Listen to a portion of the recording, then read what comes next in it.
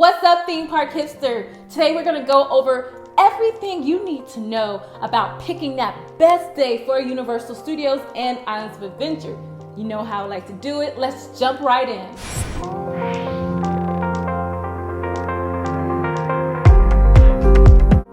Well, I know that there's nothing I love more than give you all the best tips and tricks for planning out that best theme park day ever. From what to ride, what to eat. I just love helping you just plan out your day.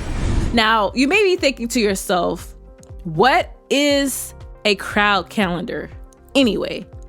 If you're not familiar with what the Universal Studios Orlando crowd calendar is, this is basically a calendar that uses previous year's data to kind of help predict what the theme park crowds will be ahead of time, even on things like holidays, the days of the weeks, the temperature, everything. So why do you need to check out one of these calendars?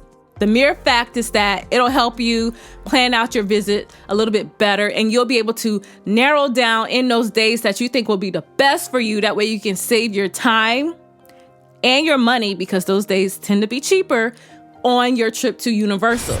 So now your next question may be, because I'm reading your mind, I got you. How does the Universal Orlando crowd calendar work? So this calendar guides you into seeing which exact dates of the upcoming year have heavy, light, or moderate attendance. So simply, you can either glance at each month of the year on the calendar, or you can go directly to that specific month, find that specific day, this is how detailed they are, and figure out if that's the day for you.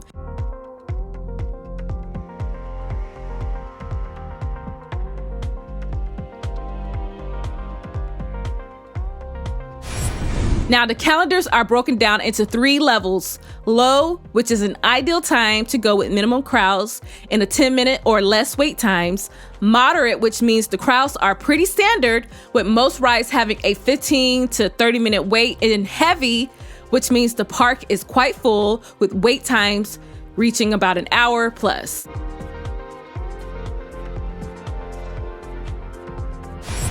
Are the Universal Orlando crowd calendars 100% accurate? You know I can't give you that answer. No, they're not 100% accurate, but they're really good at predicting that time frame that you should be there.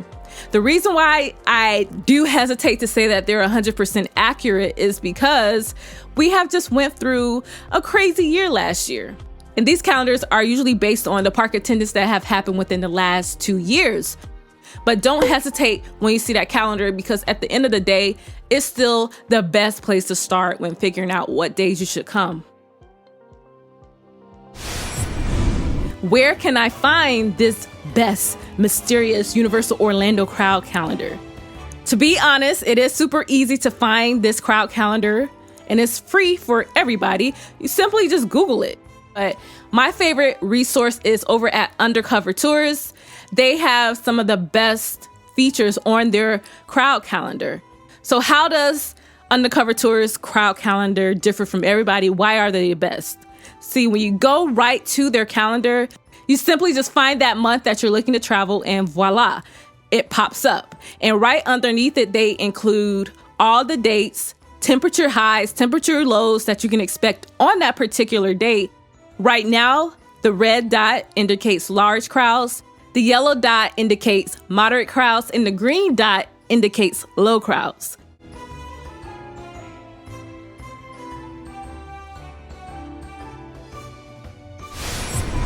Let's go over the best days, weeks, months, whatever you want to think about to go to Universal Studios.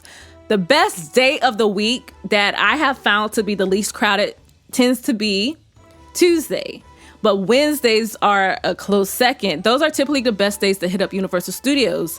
Additionally, Thursdays and Fridays typically see out-of-town visitors who might arrive in Orlando on a Saturday and take those last few days to go to Disney parks before visiting Universal Studios at the end of the week.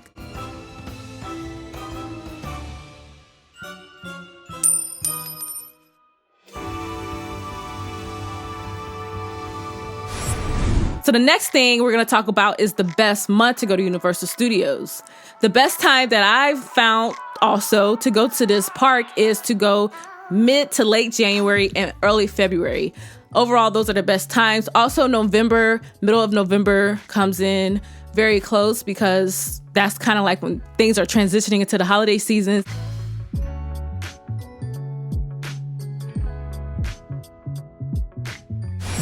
What is the cheapest time to go to Universal Studios? Like I always said, with Disney World, Universal, they both sometimes do their ticket prices based on the season. So if you go on the low season, you're definitely going to get a more value ticket price than if you go during a peak season time, like the holidays, where you're going to most likely get their most expensive price for a ticket. Just be sure to go on their website and definitely look at the prices because 2020 has made things a little bit different. So what I'm telling you now, it could definitely change at any time because everything's always changing at this point because of 2020. So keep that in mind. Now you know the best days to go to Universal Studios and Islands of Adventure. And until next time, happy park hopping hipsters.